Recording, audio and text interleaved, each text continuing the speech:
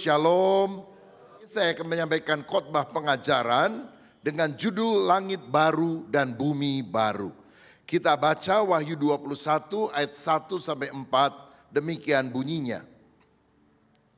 Lalu aku melihat langit yang baru dan bumi yang baru, sebab langit yang pertama dan bumi yang pertama telah berlalu, dan laut pun tidak ada lagi.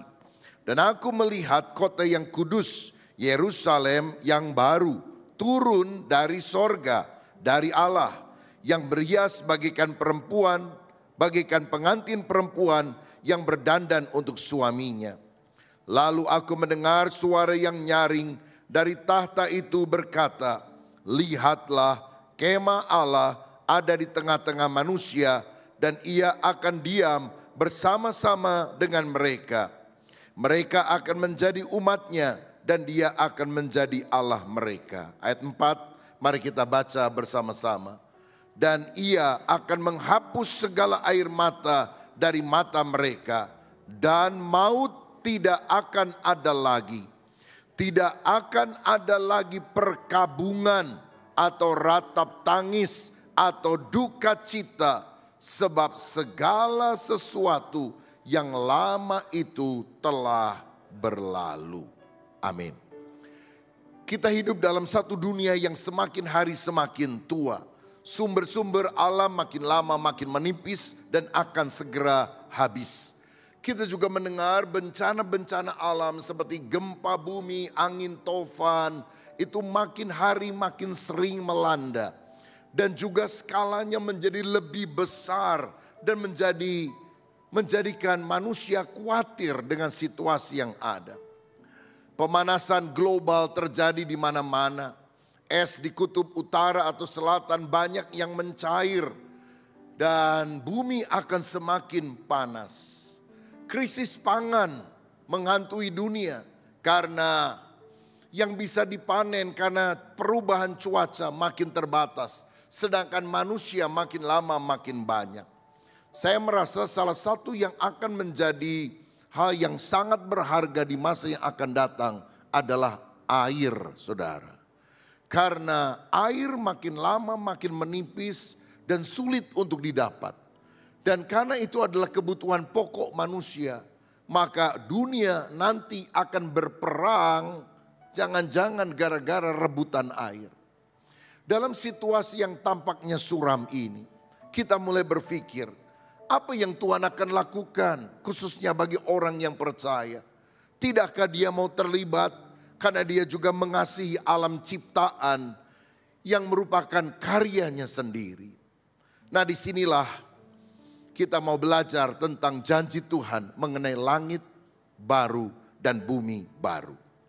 Kalau saudara baca di dalam Alkitab kita, maka Kejadian pasal pertama dan kedua itu menceritakan bahwa Allah menciptakan alam semesta yang sempurna tanpa dosa. Dan kemudian dia menaruh Adam dan Hawa di Taman Eden. Taman yang sangat indah untuk mengusahakan dan memelihara taman itu. Saya percaya semua yang diciptakan Tuhan baik. Dan Tuhan ingin meletakkan kita di tempat-tempat yang terbaik dengan rencana yang terbaik. Karena dia cinta kita, umat ciptaan. Tetapi saudara, Kejadian 3 menceritakan tentang kejatuhan manusia ke dalam dosa.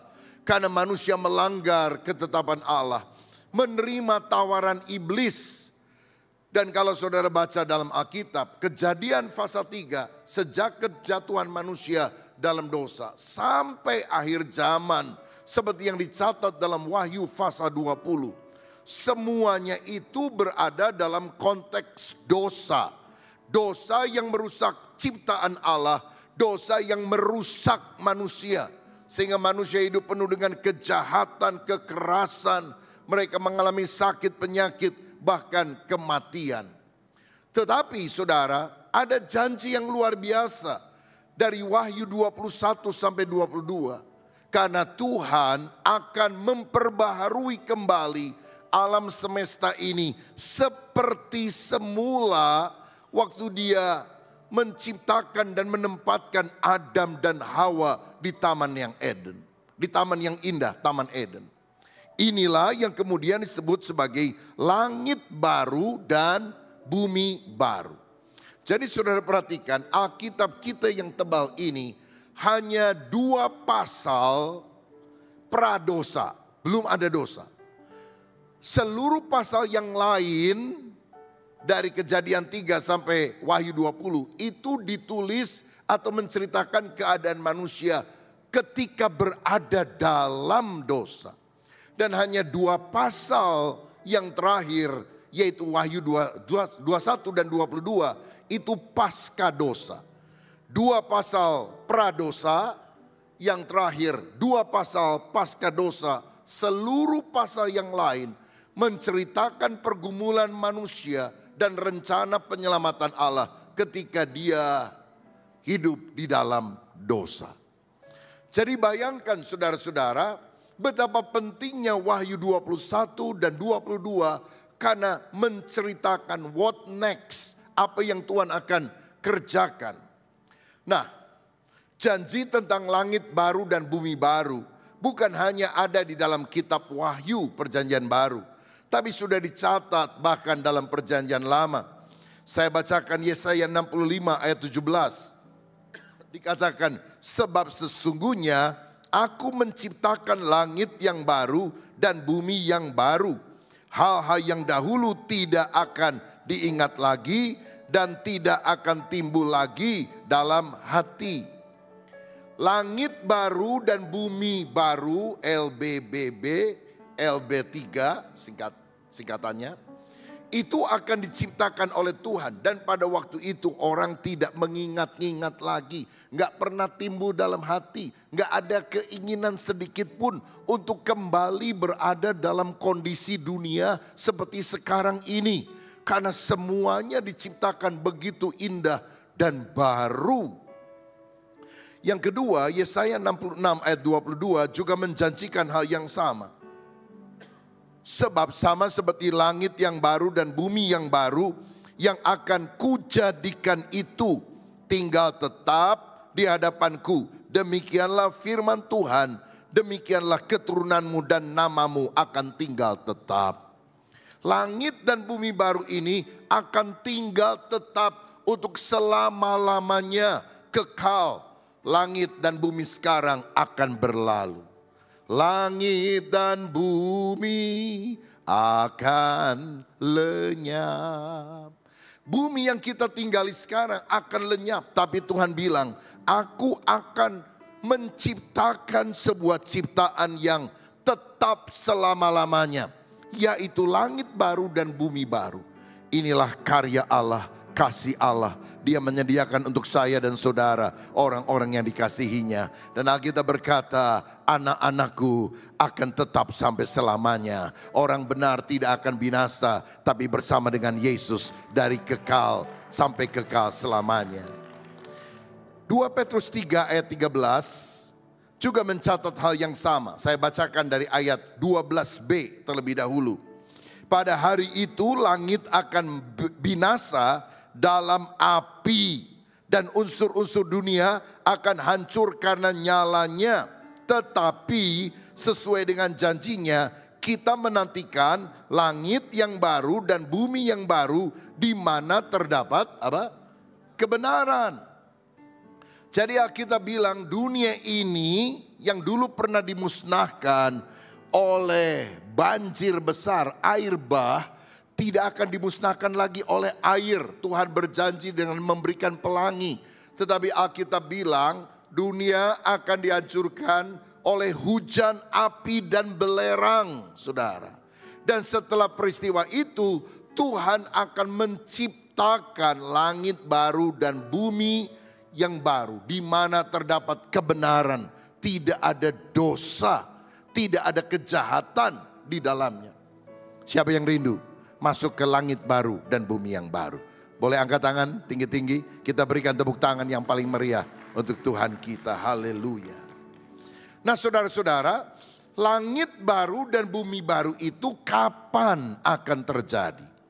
Ini akan terjadi setelah serangkaian peristiwa akhir zaman. Nah, saya catat ada beberapa hal besar di akhir zaman, dan kalau saudara mau mendengar lebih jauh, studi lebih lanjut, saya cantumkan ini alamat di YouTube-nya, saudara bisa dengarkan supaya punya gambaran yang lebih jelas. Saudara boleh catat atau boleh foto. Langit baru dan bumi baru ini akan terjadi setelah peristiwa akhir zaman. Apa saja? Pertama, pengangkatan orang percaya. Tuhan akan menampakkan diri di awan-awan, belum menjejakkan kaki di bumi, dan orang percaya akan diubah dalam sekejap mata, termasuk orang yang mati dalam Kristus akan mengenakan tubuh kebangkitan, lalu diangkat menyongsong Tuhan di awan-awan. Saudara bisa lihat YouTube GBI Battle, judulnya Pengangkatan di Akhir Zaman.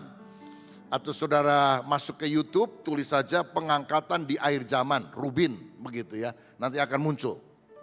Yang kedua, perang Gog Magog dan perang Harmagedon. Kalau Gog Magog itu utara selatan, mungkin adalah Rusia, Turki dan sekutunya, menjepit Israel dibantu oleh negara-negara selatan yang ada di bawah, seperti Sudan, Ethiopia dan sebagainya. Yeskiel 38, 39. Dan juga Harmagedon, Wahyu 16 ayat 16. Saudara bisa cari YouTube GBI Tasikmalaya, konflik Hamas versus Israel dan masa depan dunia. Saya menjelaskan tentang dua perang besar di akhir zaman. Yang ketiga, antikris akan muncul. 2 Tesalonika 2 ayat 1 sampai 12. Saudara bisa lihat hal tersebut. Nah, poin ketiga, keempat dan keenam, yaitu antikris muncul, Yesus datang menjejakkan kaki di bumi, dan pemberontakan terakhir, itu saudara bisa lihat di YouTube GBI Tasikmalaya, peristiwa besar di akhir zaman. Yang keempat, setelah antikris muncul, menguasai dunia atau berusaha walaupun tidak akan mencapai klimaksnya. Yesus datang menjejakkan kaki di bumi, di Bukit Zaitun, mengalahkan antikris dan nabi palsu, mencampakkannya ke neraka, dan orang-orang yang ikut kepada antikris akan dibinasakan. Tapi orang yang tidak ikut kepada antikris boleh masuk di dalam kerajaan 1000 tahun damai. Itu yang dibahas atau peristiwa akhir zaman yang kelima. Kerajaan 1000 tahun di bumi, kerajaan milenium, di mana setan akan diikat 1000 tahun lamanya di jurang maut. Dan Yesus akan memerintah di Yerusalem. Yerusalem yang ada di Palestina sekarang. Dan akan ada masa kemakmuran di seluruh bumi. Saya mau bilang, jangan takut kepada si antikris yang berusaha menguasai bumi. Karena antikristus tidak akan pernah bisa menguasai seluruh bumi. Alkitab berkata, satu-satunya raja yang bisa menguasai seluruh bumi adalah Yesus Kristus. Dia akan memerintah dari Israel, tanah Palestina sekarang. Jadi konflik Palestina hanya mungkin berhenti kalau menurut Alkitab ketika Yesus datang, dan Yesus akan jadi raja di Palestina, ibu kotanya Yerusalem. Setuju nggak setuju, percaya nggak percaya, Alkitab ngomong begitu. Dan saya lebih percaya kepada Alkitab karena ini firman Allah daripada semua spekulasi politik dari pakar-pakar yang ada di dunia. Nah, kalau saudara mau belajar lebih jauh tentang kerajaan 1000 tahun di bumi, saudara bisa klik YouTube GBI Battle, Kerajaan 1000 tahun, part 1 dan part 2. Ada 2 khotbah yang saya sampaikan. Saya memberikan tautan YouTube ini supaya saudara punya gambar lebih luas. Karena nggak mungkin dalam 30 menitan saya khotbah tentang seluruh peristiwa akhir zaman. Nah, yang keenam akan ada pemberontakan terakhir. Gog Magog bagian kedua. Karena setan setelah diikat di bawah 1000 tahun di jurang maut akan dilepaskan sebentar Dan dia akan menyesatkan orang-orang yang tidak lahir baru dalam kerajaan 1000 tahun. Situasi sangat nyaman tapi tetap aja itu manusia berontak kepada Allah dan mengikuti setan. Makanya api turun dari langit membinasakan setan dan para pengikutnya. Lalu penghakiman terakhir, tahta putih yang besar akan muncul. Wahyu 20 ayat 7-15. Di mana semua orang yang tidak percaya, yang menolak Kristus akan dihakimi dan dicampakkan ke dalam neraka. Setelah penghakiman terakhir, di mana orang-orang yang tidak mengenal Yesus dimasukkan di dalam neraka, baru yang ketujuh, langit baru dan bumi baru itu muncul. Itu yang saya jelaskan pada hari ini, perihal langit baru dan bumi yang baru. Saudara-saudara, apa itu langit baru dan bumi baru? Langit baru dan bumi baru adalah alam semesta baru yang diubah dan disempurnakan oleh Allah sendiri. Kalau kita baca dalam 2 Petrus 3 ayat 10 dikatakan, tetapi hari Tuhan akan tiba seperti pencuri, pada hari itu langit akan lenyap dengan gemuruh yang dahsyat dan unsur-unsur dunia akan hangus dalam nyala api. Dan bumi dan segala yang ada di atasnya akan hilang lenyap. Jadi apa yang ada di alam semesta, apa yang ada di bumi khususnya, itu akan binasa, hancur karena nyala api. Bumi dan semua yang ada di atasnya akan hilang lenyap. Inilah yang disebut sebagai kiamat. Tapi kiamat itu masih jauh, saudara. Setelah kerajaan 1000 tahun damai di atas muka bumi, di mana Yesus menjadi raja di Yerusalem. Nah, dan setelah peristiwa itu ada pemberontakan iblis dan para pengikutnya dibakar, dibinasakan oleh Allah dan semuanya dilemparkan ke lautan api. Baru kemudian karena semuanya sudah lenyap oleh api, maka Tuhan menciptakan yang baru, langit baru dan bumi baru. Langit baru, bumi baru akan muncul setelah kiamat tersebut. Nah, ini ada pertanyaan, bahkan perdebatan di antara para teolog. Apakah langit baru dan bumi baru itu benar-benar baru karena yang lama dimusnahkan, ataukah bumi dan langit yang sekarang akan diperbarui? Saudara-saudara, karena kita bilang langit dan bumi akan lenyap. Lenyap itu benar-benar hilang sama sekali, diganti dengan sesuatu yang baru. Nah, kita pada umumnya lebih gampang memahami bahwa itu benar-benar lenyap, diganti dengan sebuah entitas baru. Tetapi kalau kita teliti lebih dalam, kata baru di dalam bahasa Yunani, bahasa asli Alkitab Perjanjian Baru, itu ada dua, neos dan kainos. Neos artinya benar-benar baru, brand new. Sedangkan kainos artinya diperbarui.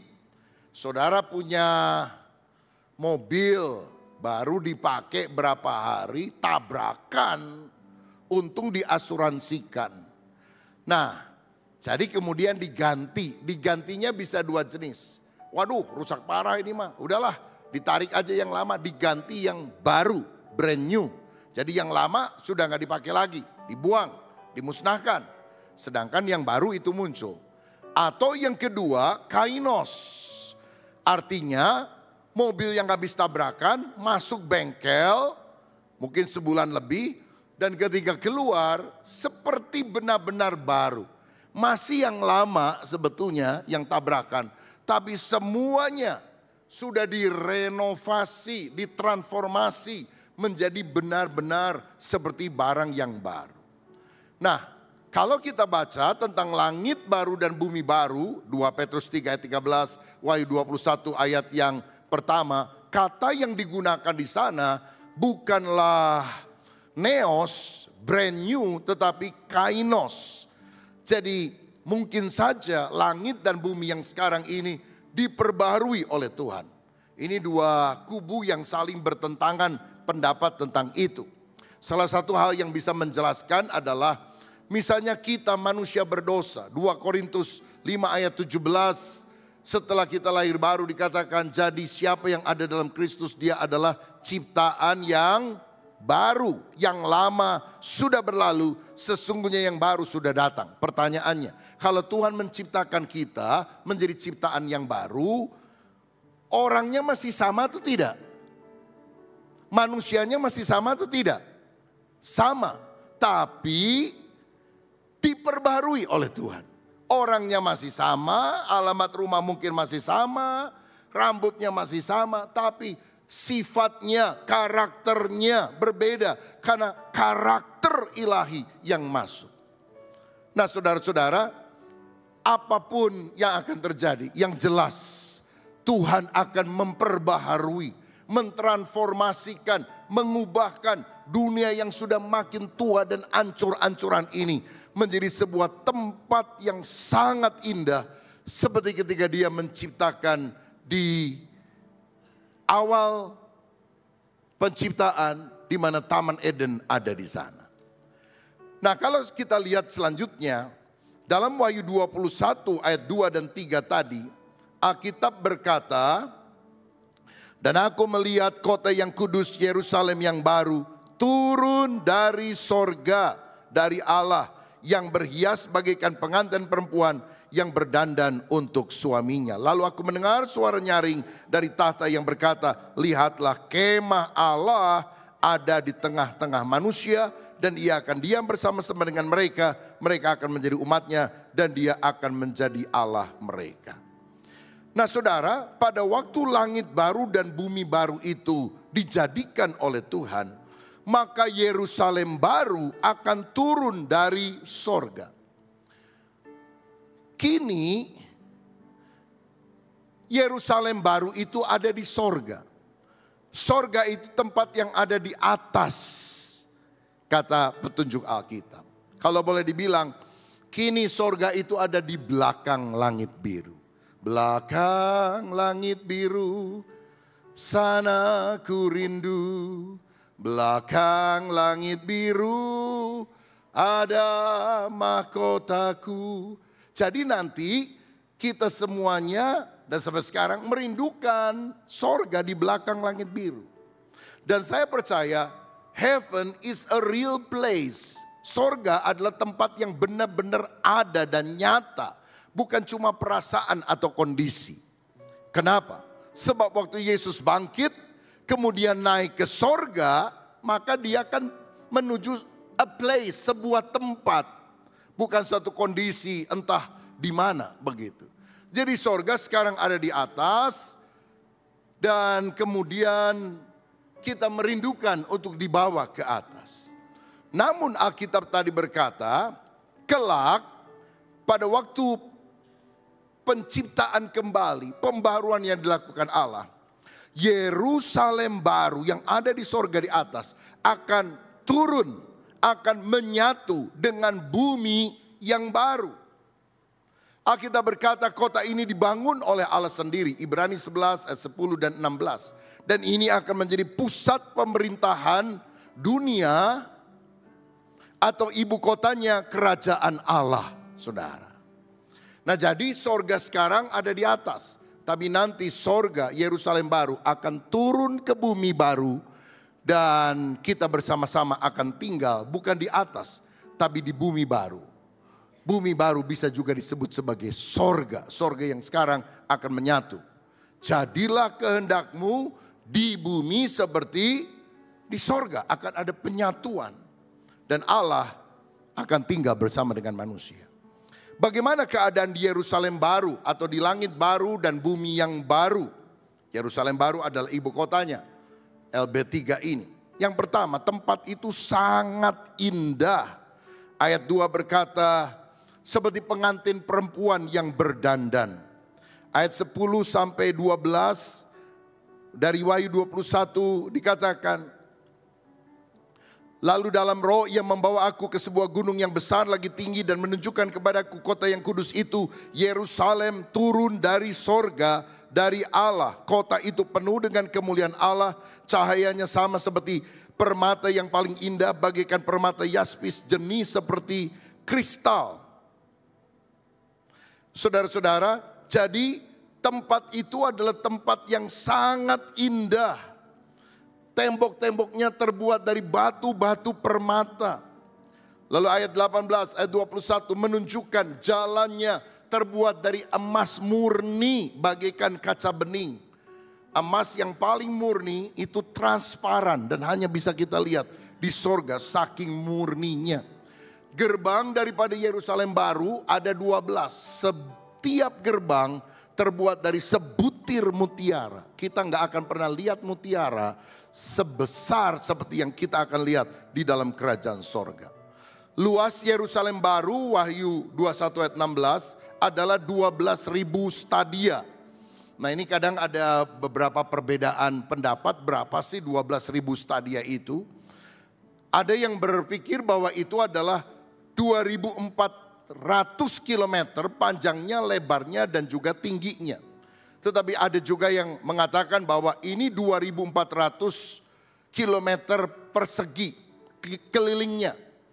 Dan kalau ini memang hitungannya seperti itu, maka panjang dan lebarnya dari 4 sudut masing-masing 600 km, 600 km, 600 km, 600 km. Nanti kita akan lihat berapa ukuran di sana. Besar sekali. Dan itu baru ibu kotanya, bukan keseluruhan bumi barunya.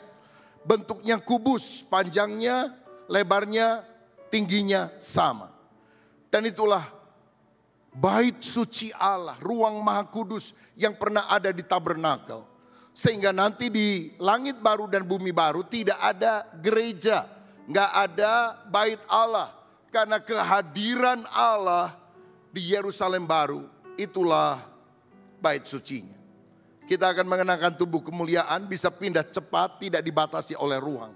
Wah, kalau tingginya 600 km atau 2.400 km, gimana kita bisa naik ya? Lift sebesar apa, setinggi apa? Jangan khawatir. Nanti kita punya tubuh seperti tubuhnya Yesus setelah bangkit. Bisa pindah cepat. Zret, zret. Lantai 52, seret.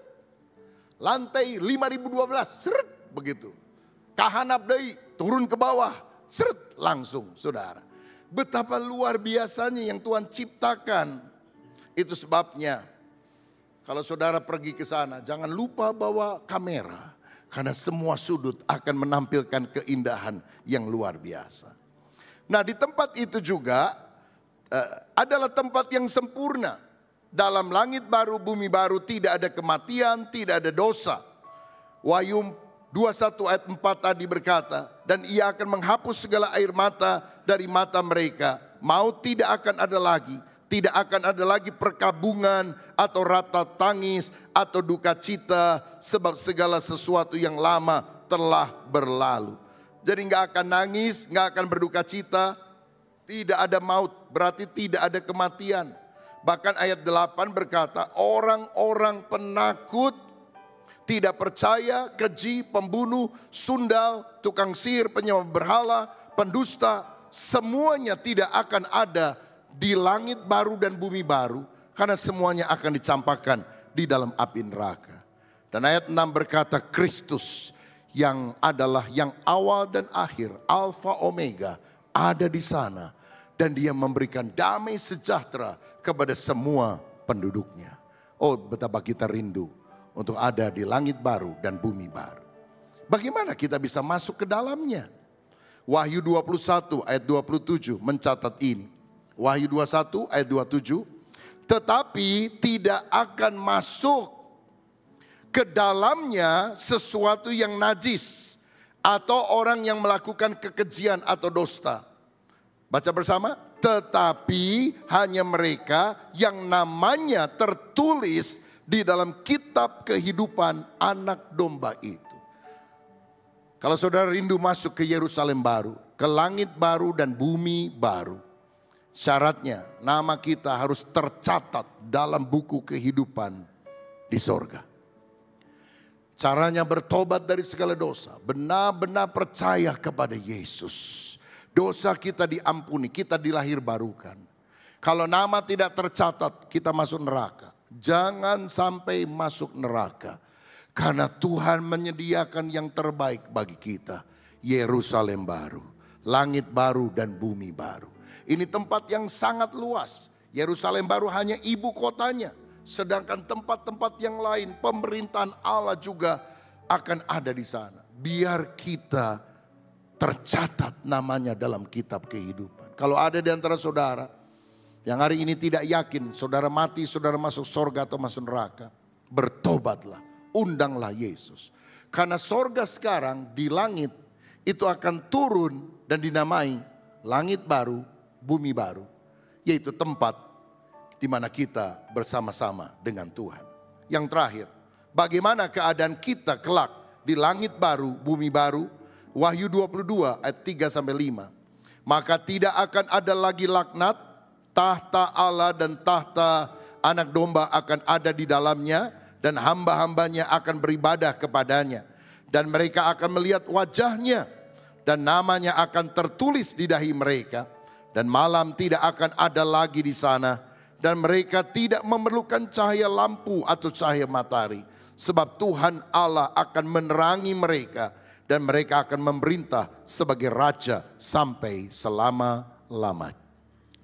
Saudara, yang pertama, di sana kita akan beribadah kepada Tuhan selama-lamanya. Makanya kita harus rajin beribadah, memuji, menyembah Tuhan. Karena satu kali apa yang kita lakukan dengan sungguh-sungguh akan kita lakukan lagi di dalam kerajaan sorga atau langit baru dan bumi baru. Makanya saya heran kalau ada orang yang malas ibadah tapi pengen masuk sorga. Lah ngapain saudara di sorga ibadah 1,5 jam aja malas? Nanti kekal selama-lamanya loh saudara sekalian.